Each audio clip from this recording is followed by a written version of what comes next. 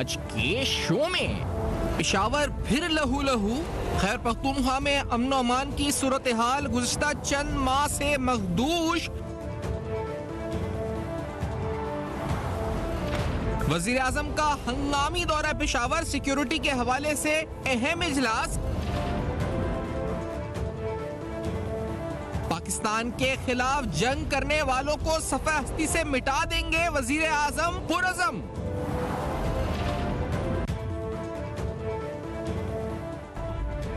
अस्सलाम वालेकुम। पस पर्दा हक़ाइक़, सनसनीखेज़ इंकशाफ़ात, प्रोग्राम बेनकाब। मैं हूँ आपके साथ सफ़ान खान। नाज़रीन, आज जो हमने देखा सानिया पेशावर में हुआ, इसकी जितनी मज़म्मत की जाए कम है, लेकिन इसने एक मैसेज ये दिया है कि दहशतगर्दी के खिलाफ एक जंग है वो अभी भी जारी है। ये कंटिन्यूएशन है उसी की, और एक मैसेज ये भी दिया है कि हमारी सियासी क़यादत को उस वक्त एक होकर उस नेशनल एक्शन प्लान पर अमल दरामद करना चाहिए जिससे दहशतगर्दों की जड़ों को काटने में मदद मिल सके। तमाम सूबों को इस पर यकजहती के साथ अमल दरामद करना चाहिए। लेकिन बहुत से अहम सवालात भी उठने लगे। आखिरकार वो लोग जो कि तालिबान के टेक ओवर पर जश्न मना रहे थे, क्या उनको हम बरी ज़मा कर सकते हैं आज के होने वाले इस हमले से, इस सानिया से? क्या उन लोगों को हम बरी जमा कर सकते हैं जो कि 10 साल से सूबे में इक़्तिदार पर रहे, 10 साल इक़्तिदार में रहे, यानी मेरी मुराद तहरीक इंसाफ की खैर पख्तूनख्वा की हुकूमत से है, जो 10 साल इक़्तिदार में रहे और आज होने वाले इस हमले के बाद वो ये कह रहे हैं, जो उनके चेयरमैन है पीटीआई के, कि पुलिस को वेल इक्विप्ड होना चाहिए। यानी 10 साल के अरसे के दौरान उन्होंने खुद कितना वेल इक्विप्ड पुलिस को बनाया, ये सवाल जो है अपनी जगह मौजूद है, जिस पर हम गुफ्तगू भी प्रोग्राम में करेंगे। और साथ साथ वो लोग कौन है जो कि न सिर्फ टेक ओवर को चेयर कर रहे थे, बल्कि आज तक हुकूमत में होते हुए उनमें इतनी स्पाइन या उनकी इस वक्त इतनी जुर्रत नहीं थी कि वो तालिबान को खुलकर कंडेम कर सकें, टीटीपी को कलदम टीटीपी को कंडेम कर सकें, आज भी नहीं कर पा रहे। वो लोग कौन थे? वो तमाम खुफिया, वो तमाम सामने जो चेहरे हैं, वो जो सामने नजर आते हैं, अंदर अंदर क्या ख्यालात रखते हैं, हम सबको आज प्रोग्राम में बेनकाब करेंगे। अब कुछ देर कबल हमने देखा कि वज़ीर साहब पहुंचे वहाँ पर, आला क़यादत पहुंच चुकी है, अस्करी भी वहाँ पर, और साथ साथ कहा जा रहा है कि सिक्योरिटी के हवाले से अहम ब्रीफिंग है, कुछ अहम फैसले भी हो सकते हैं। अमीर मुकाम साहब कुछ देर पहले मीडिया पर आए थे, उन्होंने क्या कहा था आपको ज़रा सुनाते हैं। Let's hear this. दहशतगर्दी की बहुत अहम है और इसकी अहमियत को आप देखते हुए, अगर अहमियत न होती तो मुल्क का वज़ीर आज़म और साथ आर्मी चीफ और हम सारे उनके दरमियान न होते। इससे तो कोई दूसरी बात हो ही नहीं सकती कि बहुत इस तरह वाक़या हुआ कि उसको संजीदगी से देखने की ज़रूरत है। और वही APS की वाक़या, जिस तरह सारी कौम ने एक साथ फैसला किया था कि इसकी नवाज शरीफ साहब की क़यादत इसका मुकाबला करेंगे, आज फिर ज़रूरत है कि इस तरफ दोबारा कौम बैठ जाए, तमाम लीडरशिप बैठ जाए और इसमें यकसुई और साथ ये एक अनाउंस करे, फैसला करे कि सबसे पहले मुल्क में अमन लाना है, पीस लाना है, इसके बाद सियासत और सबसे पहले अमन और पीस। सबसे पहले अमन हो, उसके बाद और यकीनी तौर पे माशी चैलेंजेस भी अपनी जगह मौजूद हैं, और अमन और जाने महफूज हों, उसके बाद ही फिर कुछ सियासत हो सकती है। यानी मुकाम साहब ने बात की। मैं आपको ये भी बताता हूँ कि ये सानिया हुआ किस तरह। जख्मी पुलिस एहलकार, एक उनका बयान सामने आया कुछ देर कबल, उन्होंने क्या कहा, क्या उन्होंने देखा, किस तरह ये वाकया हुआ। लेट्स हियर दिस आल्सो कि क्या कहा गया। Let's hear this. जोर के नमाज के लिए हम सब जमात में जमा थे मस्जिद, और मैं हाल से बरामदे में खड़ा था और तकबीर मतलब ये हो गया, इकामत हो गई थी और तकबीर हो गई। इमाम साहब ने तकबीर किया, इस दौरान एक जोरदार धमाका हुआ। फिर हम मतलब हम समझ रहे हैं कि ये क्या हुआ है, लेकिन हमें मतलब धमाके की आवाज़ इतनी ज़्यादा थी, प्रेशर हमने बरामदे से बाहर फेंक दिया और इसके बाद सारी छत और दीवार गिर गई हमारे ऊपर। जैसा मैंने कहा, इस प्रोग्राम में हम कुछ संजीदा नौयत के सवालात उठाएंगे। हम ये ज़रूर सवाल इसी से जिसका आगाज़ करेंगे कि क्या 10 साल की हुक्मरानी पख्तूनख्वा की उसको आज बरी जमा कर सकते हैं हम आज होने वाले सानिया से? इसी से बात का आगाज़ करते हैं। मेजर रिटायर्ड खुर्रम हमीद रुकनी साहब प्रोग्राम में साथ मौजूद है इस्लामाबाद स्टूडियोज़ में। समर बिलोर साहब अवामी नेशनल पार्टी की तर्जुमान साथ हैं, और साथ साथ हमारे साथ जान अफजल साहब हमारे नुमाइंदे मौजूद हैं, सीनियर सहाफ़ी हैं, हमारे साथ पेशावर से ही मौजूद हैं। तीनों को खुशामदीद कहते हैं। तो खुर्रम साहब, क्या हम सूबाई हुकूमत को, फिर जिस तरह आज इमरान खान साहब ने कहा है कि पुलिस को वेल इक्विप होना चाहिए, तो ये जो 10 साल की कारकर्दगी है, इसको हम बरी जमा कर सकते हैं आज होने वाले सानिया से? खुर्रम साहब, इसको अलग देख सकते हैं क्या हम दोनों चीजों को, या ये मिलाकर देखना जरूरी है? मिला के देखना क्या जरूरी है, इसके ऊपर अफसोस करना जरूरी है। Exactly. मिला के देखना तो बात की बात है ना। देखें, ट्वीट आ रहा है और उसके अंदर ये कहा जा रहा है कि ये करना चाहिए, ये होना चाहिए, हमें ये करना चाहिए, तो बंदा सिंपल एक सादा सा सवाल बनता है कि आप 10 साल तक इस सूबे के हुक्मरान रहे हैं। कुछ दिन पहले आपने अपने हाथों के साथ इसकी असेंबली को तहलील कर दिया। अब ये किसको करना चाहिए, कोकाफ से जिन्होंने आके करना है या किसने करना है। हमारी हालत यहाँ पे पहुँच गई है कि लिखते वक्त भी नहीं समझ आती कि क्या लिखा जा रहा है, या लिखते वक्त होश इतने उड़े हुए होते हैं, या पूरी की पूरी कौम को और इस पूरी इलाके को, लोगों को बेवकूफ़ तरीन समझ लिया गया है और मेरे ख्याल में दुरुस्त समझा हुआ है। क्योंकि आगे से एक ऐसा ग्रुप इस सोशल मीडिया के ऊपर एक खुद साख्ता ग्रुप है, उसका ऐसा आला किस्म का एक फेक रिस्पांस क्रिएट किया जाता है कि ये सारी चीज़ एक जाली चीज़ बन के रह गई है। इस पर सिवाय अफसोस के और क्योंकि जानों का नुकसान हुआ है, बंदा हंस भी नहीं सकता, सिवाय अफसोस के, निदामत के और इसके कहने के अलावा कि कुछ होश कीजिए। ये आपके जो अल्फाज हैं, इन अल्फाज को अपने सामने रख कर ये देखिए कि आप हजूर आप थे इस सूबे के हुक्मरान। What else one can say, और क्या कहेगा आदमी के।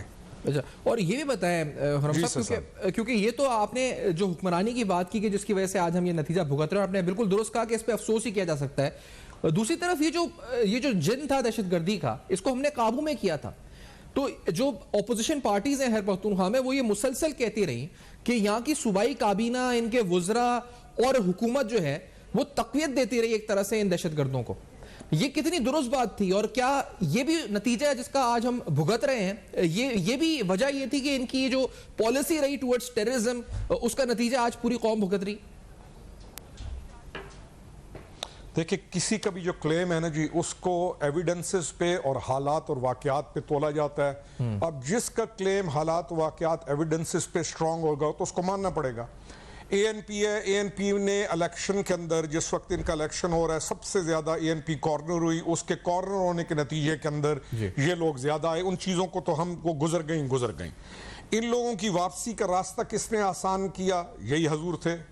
इनके लिए तमाम चीज़ को फैसिलिटेशन किसने दी? यही हजूर थे। सोशल मीडिया पर प्रो इनके बयानात देना, जिसमें एक ऐसा इमेज जाए कि हम आपके साथ हैं और हम आपके सपोर्टर्स हैं, यही लोग थे। तो आज ये जो चीज़ सामने आ रही है, इसके जो भयानक रिजल्ट्स जिसको हम अभी फेस करना शुरू कर दिया है, इसमें कोई शक नहीं होना चाहिए। और हमें भी 2+2 4 के ऊपर जाकर चीज़ों को क्लियर करना चाहिए कि भाईजान, आप और आपके तमाम जो 7 बंदे इन्वॉल्व थे, आपकी जो पॉलिसी थी और आपके जो टिल्ट था टूवर्ड्स देम, वो जाहिर करता था कि आप उनको सपोर्ट करते हैं और आप उनकी सपोर्ट हासिल करते हैं। इसमें अगर किसी को कोई शक हो तो हो, ये तो एविडेंस है। ये लाल रंग को लाल कहा जाएगा, पानी को पानी कहा जाएगा, इस मोबाइल या सेलुलर फ़ोन को सेलुलर फ़ोन कहा जाएगा। अगर हम निकल आए मुनाफकत से और हमारे होश काम करने लग जाएं तो चीज़ें बहुत क्लियर हैं कि कोई भी डिनाई नहीं कर सकता। कोई भी डिनाई नहीं कर सकता। समर साहबा भी साथ आ चुकी हैं, जान साहब भी हमारे साथ मौजूद हैं, जान अफजल साहब, उनसे भी जानेंगे कि नुमाइंदे हैं कि वहाँ पर क्या सूरत हाल उन्होंने। लेकिन एक ब्रेक लेते हैं नाज़रीन, ब्रेक के बाद आएंगे, ये सारे अहम संजीदा नौयत के सवाल उठाएंगे कि आखिरकार आज होने वाले सहने के मुख्तलिफ पहलू या मुख्तलिफ जिम्मेदारान कौन है जिनको बेनकाब होना जरूरी है आवाम के सामने। आफ्टर दिस ब्रेक हमारे साथ रहेगा।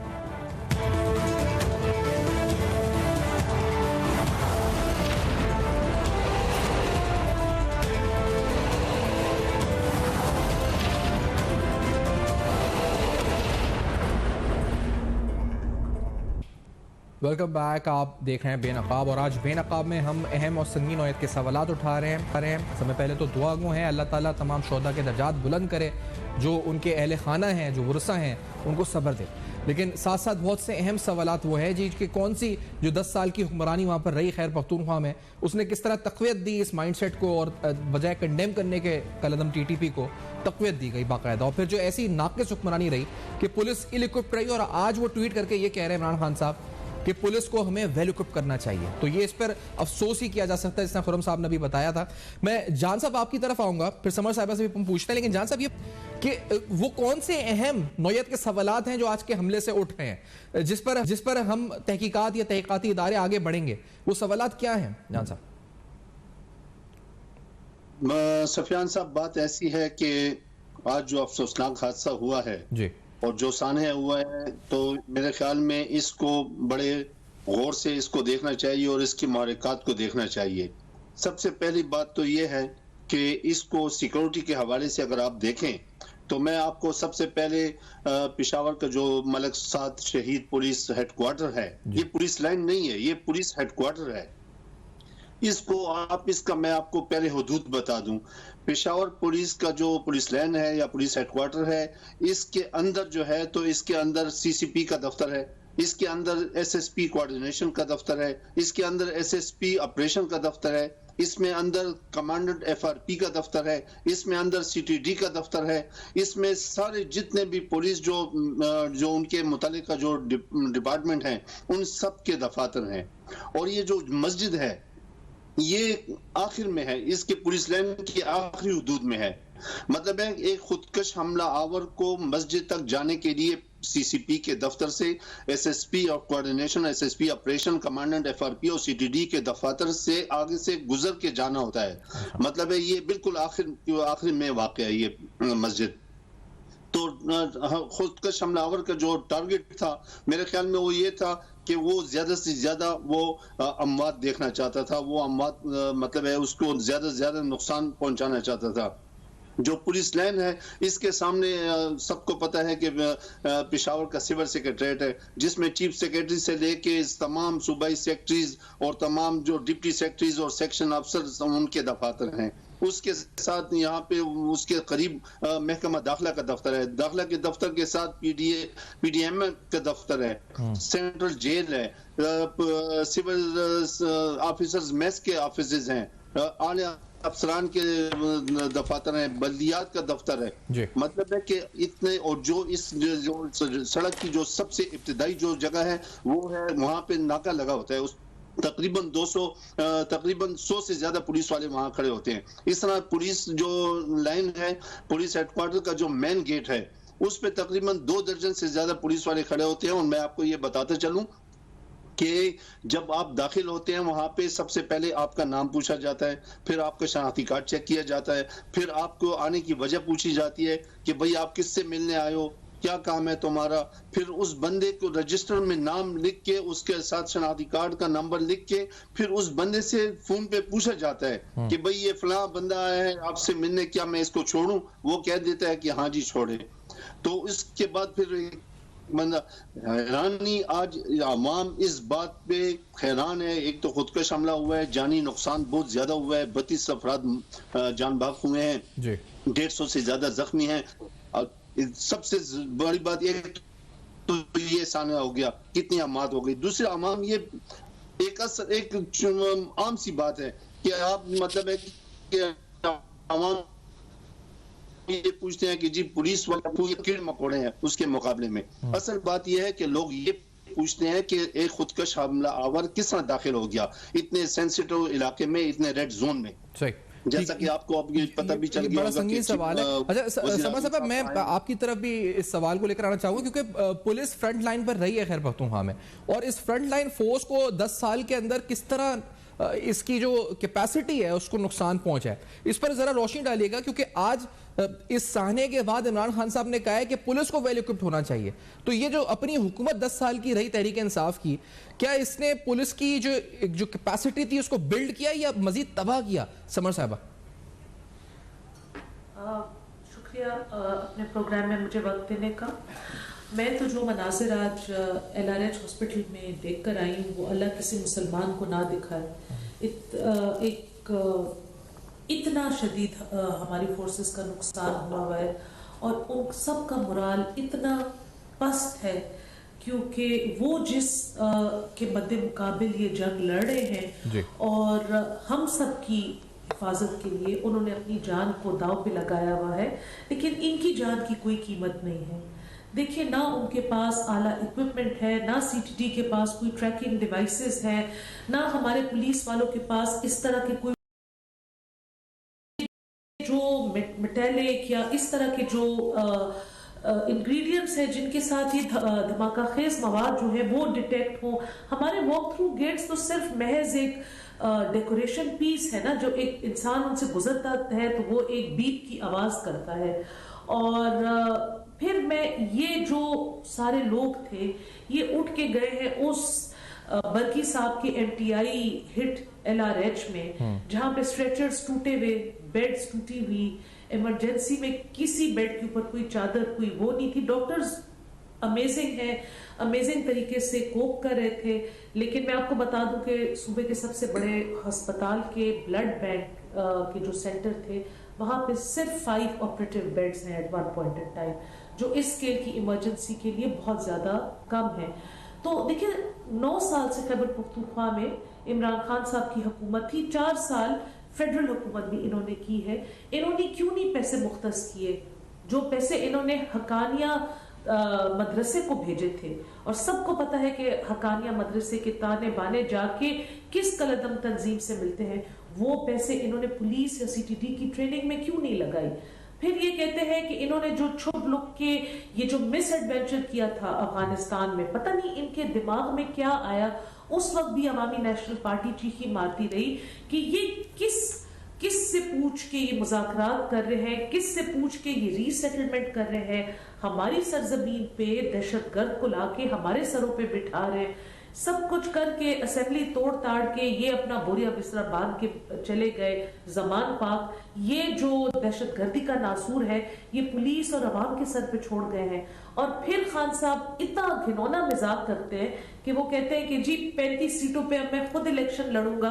उन 35 सीटों के ऊपर सिर्फ इनकी सियासी एक शोशा बनाने के लिए या पॉलिटिकल पॉइंट स्कोरिंग के लिए फिर से हमारी पुलिस की जो जाने हैं वो दाव पे लगेगी, अवाम की जाने दाव पे लगेगी। अच्छा समझ साहब, ये अफसोस होता है आपने इलेक्शंस का जिक्र किया है तो मैं आपकी तरफ आऊंगा ये सवाल और खुरम साहब से पूछना चाहूंगा कि इलेक्शंस ऐसी सूरत हाल में, क्योंकि आज एक प्रोपेगेंडा सोशल मीडिया पे इस तरह भी कायम किया जा रहा है, कोशिश की जा रही है कि इलेक्शंस को मुलतवी करने की खुदा ना खास्ता साजिश हुई है। मैं पहले आपको सुनाता हूं कि गवर्नर खैबर पख्तूनख्वा ने इलेक्शंस के बारे में जब उनसे सवाल पूछा गया था कुछ रोज कबल, तो उन्होंने क्या कहा था कि सारे कंसर्न क्वार्टर्स से वो पूछ के फिर इलेक्शंस के हो सकते हैं या नहीं हो सकते। जो उन्होंने बात की थी वो क्या थी, लेट्स से दिस, फिर इस पे सवाल भी उठाते हैं। Let's say this.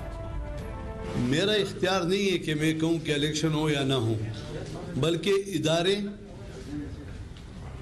इंटेलिजेंस, जो हमारे दीगर इदारे हैं, इस्टेब्लिशमेंट और रिपोर्ट देंगे और इलेक्शन कमीशन उनके माबेन में। मैं तो ये चाहूँगा कि एक आज़ादाना, मनसफाना, गैर जानिबदाराना इलेक्शन हो और हम इस जो रियासत इस वक्त कुछ बहरान में, ये भी एक बहरान है इलेक्शन का, लेकिन इसके अलावा हम हमारी इकॉनमी की हालत दुनिया को पता है, हमारी माशी सूरत हाल, सनती इस वक्त जो बहरान है, तो हमें इस पर भी सोचना चाहिए। मेरा इख्तियार नहीं है कि मैं कहूँ कि इलेक्शन। तो दहशतगर्दी और मईशत दोनों मिलकर हमलावर हो चुकी है इस वक्त। समझ साहब, अब ऐसी सूरत में भी आज इस हमले के बाद भी सिर्फ जो अकाउंट्स हैं मखसूस सोशल मीडिया पे तहरीक इंसाफ के, उनको ये फिक्र है कि कहीं इलेक्शन मुलतवी ना हो जाए, ये फिक्र है उनको सियासत की। तो क्या आपको लगता है इलेक्शंस होने चाहिए या इस सूरत हाल में इलेक्शंस हो सकते हैं? समर साहब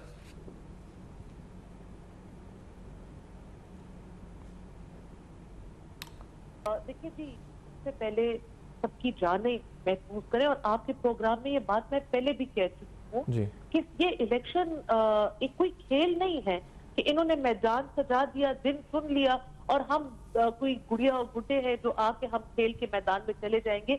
इसमें ह्यूमन लाइफ एट स्टेक है, इसमें बहुत सारी चीजें एट स्टेक है।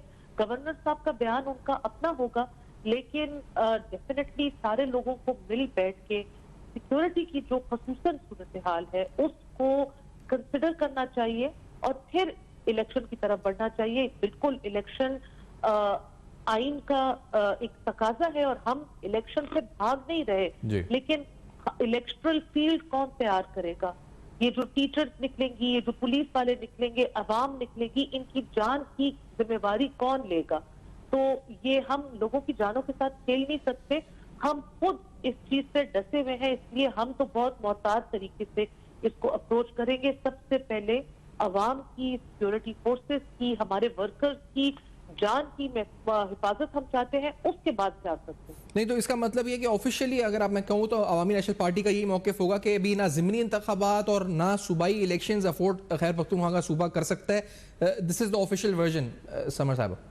This is my personal version, but yes, we are having a discussion on this the party also. आप मुझे बताएं, आपको ये वो लग रहा है, और जो ज़िमनी इंतखाबात हैं जिन पे 30 सीटों पे खान साहब कहते हैं मैं खुद खड़ा हूँगा, ना वहाँ पे कोई लेजिस्लेटर ओथ लेगा, ना वहाँ की आवाम को असेंबली में कोई उनके लेजिस्लेटर जाके कोई उनका कानून साजी होगी, तो आप मुझे बताएं कि फिर ये फोर्सेस बेचारी क्यों अपनी जान को दांव पे लगाएं? मतलब एक चीज को, एक सीरियस पॉलिटिकल एक बात हो, इलेक्शन का एक माहौल बनाए, उसमें सबकी सिक्योरिटी को गारंटी करें, प्रॉपर प्रिवेंटिव स्टेप्स लिए जाए, पुलिस बताए कि जी उनको किस किस चीज की जरूरत है, हम पहले उनको उन चीजों के साथ इक्विप करें और फिर बिल्कुल मैदान से जाए इलेक्शन। तो यानी पहले इंसानी जानों का तहफ़्फ़ुज़ है यकीनी तौर पर, और उसके बाद इलेक्शंस हैं। खुर्रम साहब, मैं आपकी तरफ भी आऊँगा इस सवाल को लेकर, लेकिन एक ब्रेक के बाद नाज़रीन हम आते हैं वापस। आज साहने पर हम बात कर रहे हैं, इसके मुहर्रिकात, ये किस तरह हुआ, इस पर बात कर रहे हैं। 10 साल हुक्मरानी की जो कहानी है उसको बेनकाब कर रहे हैं। आफ्टर दिस ब्रेक मुस्तकबिल का लाहिमल हमारे साथ रहेगा।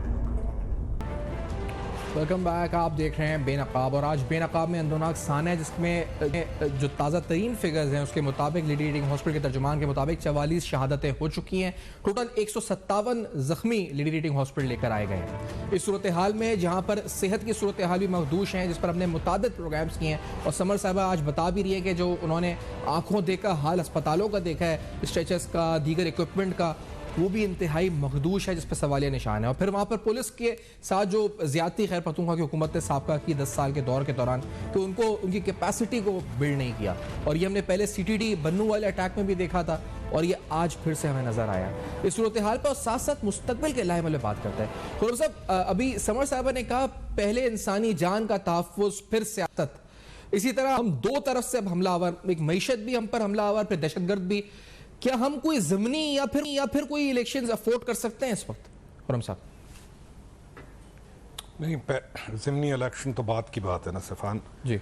सबसे पहले तो हम इस ड्रामा के ऊपर जाए ना कि ये 10 दिन पहले एक चलती हुकूमत को उससे टोटली उसको खुद डिस्ट्रॉय करके उसको घर भेजने के बाद फिर किस लिए इलेक्शन मांगा जा रहा है। मुझे ये तो मंतक मुझे इस चीज़ की समझ नहीं आती। हम चले जाते हैं, फिर कुछ हमारे दोस्त चले जाते हैं कि जी उनका आईनी हक था, उनका आईनी हक है कि वो मुल्क को जहाँ से मर्जी आग लगा दें, और फिर वो कहेंगे कि आईनी हक है कि 90 दिन के अंदर आप इंतखाबात कराएं।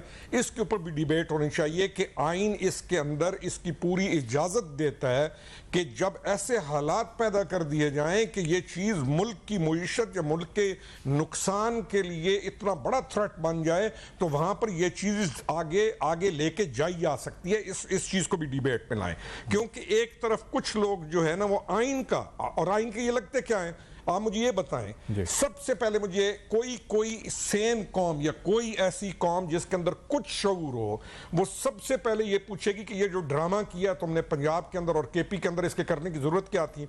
और फिर इस ड्रामा को करने के बाद 4 महीने बाद या 3 महीने बाद तुम जो इंतखाबात कर रहे हो, और उसमें एक और ड्रामा कर रहे हो कि ये हमारा एक कैंडिडेट होगा तमाम सीटों के ऊपर, यानी ये मुल्क इनके लिए मजाक, ये कौम इनके लिए मजाक, ये इदारे इनके लिए मजाक। और इसको स्टेज पर पहुंचाने वाले बहुत सारे किरदार थे जिन्होंने इंश्योर किया कि ये इतना कॉन्फिडेंट हो जाए कि ये जो मर्जी कहे उसमें, अल्लाह आप नाराज न होइएगा, मीडिया के अंदर से भी 1-2 चैनल्स ऐसे थे जो हर उस चीज को इस तरीके से प्रोवोक करते थे।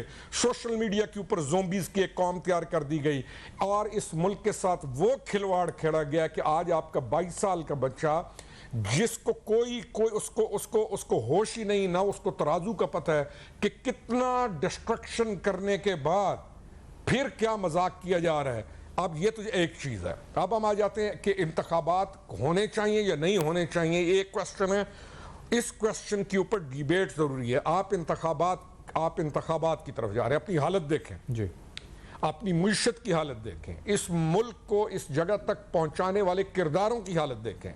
PDM तो जब ये कहेगी तो PDM के ऊपर तो आने शुरू हो जाएंगे फायर, वो तो इस तरह खुल के बात भी नहीं कर सकेंगे, बल्कि सहमे हुए हल्के बात करेंगे, क्योंकि उनको जिस तरीके के साथ जिस कॉर्नर के अंदर PDM खड़ी है, तमाम काम उस गवर्नमेंट के 4.25 साल वाली के, इनके सर के ऊपर पड़े हुए हैं और ये तमाम उनकी लानतें भी उठाएगी और बोलेगी भी सही तो बड़े तरीके के साथ कि मजीद लानतें ना आए।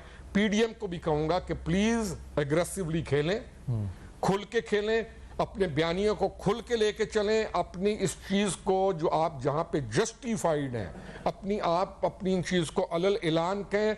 आपका मौकफ दुरुस्त होना चाहिए और मौकफ स्ट्रांग होना चाहिए, तब आप उस स्ट्रेंथ के ऊपर खेलेंगे। और ये जो कुछ कर चुके हैं इसको पब्लिक को बताइए और खुल के बताइए। जब आप डर डर के बताएंगे तो आपकी सुननी किसी ने नहीं है। और उनका जो ज़ॉम्बी ब्रिगेड इस सोशल मीडिया के ऊपर फेक ब्रिगेड तैयार है, उसने आपके ऊपर हमले कर दी देने हैं। कोई यहाँ पे ये कि आज के दिन मुल्क का नुकसान किसने किया, आज के दिन इस अफसोस का इजहार भी करें जो और हम दुआ भी करें शौदा के लिए, लेकिन ये बताएं आप जो बिल्कुल दुरुस्त कह रहे हैं कौम को कि आज सिस्टमैटिकली जिस तरह इस सूबे को डिस्ट्रॉय किया गया है हर सतह पर, माली तौर पर, दहशतगर्दी से जो जंग लड़ने की सलाहियत के तौर पर, सेहत के शोबे के तौर पर, लोकल गवर्नमेंट सिस्टम हो, तो ये जो जिस तरह स्ट्रेटेजिकली मैं तो कहूंगा कि तबाह किया गया है सूबे को, करप्शन के अलग किस्से सामने आ रहे हैं, तो ये उसके बाद ये तवक्को रखना कि दहशतगर्दी का जिन सामने आओ, मईशत का जिन अलग बेकाबू हो और उस वक्त इलेक्शंस की तरफ चले जाएं, ये कौम को बताना पड़ेगा। लेकिन ये खुदा साहब, ये इसके लिए कोई आईनी रास्ता भी तो निकलेगा ना, और अगर एक्सटेंड होने चाहिए तो कितने टाइम के लिए होने चाहिए आपके नजदीक? जी आईनी रास्ता है, मौजूद है। एक और चीज की भी डिस्ट्रक्शन पे है इखलाकी तौर पर। केपी की सबसे अगर ओवरऑल आप देखें, सिंध का एक अपना कल्चर है, उसकी एक अपनी स्ट्रेंथ है, पंजाब के एक अपना कल्चर है, बलोचिस्तान के अंदर मिक्स है कल्चर, बलोच पश्तून, वो एक अपना। केपी की इखलाकी बर्बादी की ओर पर भी कोई कसर नहीं छोड़ी गई। केपी की नई जो नस्ल है, ये पूछे केपी के अंदर, उनकी इखलाकी बर्बादी के ऊपर भी कोई नहीं कसर छोड़ी गई और सबसे बड़ी स्ट्रेंथ उनकी यही थी। इलेक्शन को आगे लेके जाना मैं समझता हूं कि लाजिम है इन पे, जो भी इलेक्शन हो, जब भी हो, वो एक होना चाहिए। ये मजाक नहीं होना चाहिए कि एक आदमी 25-40 सीटों से एक दफा खड़ा हुआ है और एक सीट रखे और फिर नया ड्रामा शुरू कर दे और फिर 3 महीने बाद 4 महीने बाद फिर जनरल इलेक्शन आगे आ रहा हो। आइन इसकी पूरी इजाजत देता है, आइन के आर्टिकल्स के अंदर ये चीज पूरी इमरजेंसी की सूरत हाल के अंदर इसको आगे लेके जाना मौजूद है। इससे हटकर इलेक्शन कमीशन ऑफ पाकिस्तान के पास अपने इख्तियारात मौजूद हैं, बगैर डरे बगैर झिझके इनके ऊपर डिबेट करते हुए इस चीज को मुल्क की सलामती के लिए इन तमाम को इकट्ठा होके आगे लेके जाना चाहिए। और अदलिया पर लाजिम है, सबसे बढ़कर अदलिया पर लाजिम है कि वो इस सिचुएशन के अंदर अपने किरदार को मजबूती के साथ किसी कंट्रोवर्सी से बचते हुए प्रो पाकिस्तान किरदार को, और हमने देखा है कि वो प्रो पाकिस्तान किरदार अदा करते हैं, लेकिन कोई क्वेश्चन उन पे ना उठे। उन पर भी लाजिम है कि ये तमाम जो है लोग इकट्ठे होकर ये जो एक ड्रामा शुरू हुआ है इसका खात्मा किया जाए और इलेक्शन जब भी हो उसको आप एक इकट्ठा इलेक्शन लड़े, इन ड्रामों से और इन वारदातों से हमें बचाया जाए। अच्छा, मैं समझ साहब आपसे भी पूछूं फिर इसके बाद मैं जान साहब की तरफ भी जाऊं। ये आपने कहा कि आपका भी जाती ओपिनियन है कि नहीं हो सकते, और पहले आपने बिल्कुल दुरुस्त कहा, पहले इंसानी जान है फिर सियासत है। तो क्या अवामी नेशनल पार्टी ये फैसला करेगी, कोई इजलास है आप लोगों का? क्योंकि अभी फ्रंट लाइन में आप लोग इसलिए हैं कि सूबा आपका अंडर अटैक है, मजमूई तौर पे दहशतगर्दी बढ़ रही है, तो क्या आप लोगों की तरफ से ऐसी कोई स्टेटमेंट आ सकती है इन द नियर फ्यूचर? देखिए, हम तो अभी इसके ऊपर मुशावरत करेंगे। हम तो कल 2 दिन हमने इस्लामाबाद में एक अपनी कॉन्फ्रेंस की है जिसमें हमने सारे पार्टी के लीडर्स को दावत दी थी। हमने मुल्की जो मसाइल हैं उनके ऊपर डिस्कशन किए। We have always believed in inclusive politics, लेकिन क्योंकि हम ग्राउंड और ग्रास रूट की पार्टी है, हमें 5-6 महीनों से अंदाजा था और है कि खैबर पख्तूनख्वा में सिक्योरिटी की सिचुएशन एक्सट्रीमली वॉलेटाइल है और पेशावर की जो गिरद नवाब के इलाके हैं, जिसको रूरल पेशावर आप कह सकते हैं, वहां पे भी रात को सिक्योरिटी की जो फोर्सेस है उनके हाथों से सारी सिचुएशन निकल जाती है। अवाम बिल्कुल अल्लाह की और बस अल्लाह और अवाम के बीच में और खुद कोई भी नहीं है। तो मतलब ये बहुत हसास मामला है। इलेक्शन एक बहुत मैसिव किस्म की एक अंडरटेकिंग है। हम पॉलिटिकल लीडर्स से बहुत गैर संजीदा होंगे या हम बहुत ज्यादा सेल्फ सेंटर्ड होंगे कि अपने इक़्तिदार की खातिर हम करोड़ों लोगों की जान को दांव पे लगा दें। हम तो कभी भी इस चीज को नहीं सोचेंगे। हम वो लोग हैं जिन्होंने आइन और कानून के लिए अपनी जानें दी हैं। हमारे जो बड़े हैं कॉन्स्टिट्यूशन ऑफ पाकिस्तान पे उनके दस्तखत हैं। हम ये चीज लाइटली नहीं कह रहे या हम किसी पॉलिटिकल स्ट्रेटजी की वजह से नहीं कह रहे, लेकिन ग्राउंड पे जो हालात है वो आपके सामने है और हम सिर्फ अपनी इक़्तिदार की हवस की खातिर लोगों की जानों को खतरे में नहीं डाल सकते। हमारी अपनी बहुत ज्यादा शहादतें हुई हुई हैं, इन शहादतों का बोझ कैसा होता है, इनके साथ जिंदगी गुजारनी कैसी होती है, हमसे बेहतर कोई नहीं जानता। We can not take it lightly. सही। और जान साहब, आप बतौर सहाफ़ी समझते हैं कि सिक्योरिटी ज़्यादा वॉलेटाइल है, खतरात बढ़ गए हैं, और ये क्यों बढ़े हैं आपके नज़दीक? जान साहब। जी बिल्कुल सफियान साहब, ये तो ऐसा है कि जब चंद दिन पहले जब बनू में CTD के दफ्तर पे हमला हुआ था, दहशतगर्दों ने हमला किया था और कुछ पुलिस वालों को उन्होंने यरगमाल बनाया था, तो आर्मी पाक फोर्स के तावन से उन्होंने इस हमले को मतलब है कि वहां पे कोशिश की और वहां पे उन्होंने मतलब है कि दहशतगर्दों को मार दिया। इसके बाद यहाँ पे पेशावर के नवाही इलाके सरबन में थाने पे हमला हुआ और वहां पे एक DSP समेत 4 पुलिस वाले जो थे वो शहीद हो गए थे। तो उससे तो लगता था कि बिल्कुल सिक्योरिटी जो है तो ये बिल्कुल सिक्योरिटी लैप्स है, और उन्होंने तस्लीम भी कर लिया था पुलिस हुकाम ने कि जी हाँ ये सिक्योरिटी के मतलब है ये लैप्स है। उसके बाद तो देखा तो ये जा रहा था कि जी ये मतलब है कि प्रेस रिलीजों में और प्रेस कॉन्फ्रेंसों के जरिए ये बावर कराया जा रहा था आवाम को कि जी ऐसी खतरे की कोई बात नहीं है और पुलिस अलर्ट है और पुलिस जो है तो बिल्कुल अपनी जानों पे नजराना पेश करेगी और वो आवाम की हिफाजत करेगी। मगर आज के इस हमले ने और आज के इस साने ने बहुत से सवालात खड़े कर दिए हैं। बल्कि मैं तो कहता हूँ सवालात से बढ़ के बात तो ये है कि एक अलमिया है कि एक ऐसी जगह पे एक जहाँ पे मतलब है कि जहाँ तक मेरा सहाफती कैरियर है, मैं 35 साल हो गए मुझे सहाफत करते, मैंने कभी नहीं देखा कि पुलिस के लाइन में अंदर मतलब है जाके कोई हमला करे और पहली सफ में खड़े होके एक खुदकश हमला आवर जो है तो खुद को उड़ा दे और मतलब है जो इतनी जाने जाया हो गई। तो मेरे ख्याल में यहाँ तो सबसे पहले ये बात है कि सबसे पहले ये सिक्योरिटी पे इसको एक दफा फिर इसको मतलब है ज़ेर गौर लाना होगा। दूसरी बात ये है कि तो अहम बात है वो ये है कि वो आज वज़ीर आज़म साहब जब गवर्नर हाउस आए और उन्होंने IGP से ये सवालात किए कि जी एक ही गेट है, मेन गेट एक ही है और इससे हमलावर कैसे दाखिल हुआ।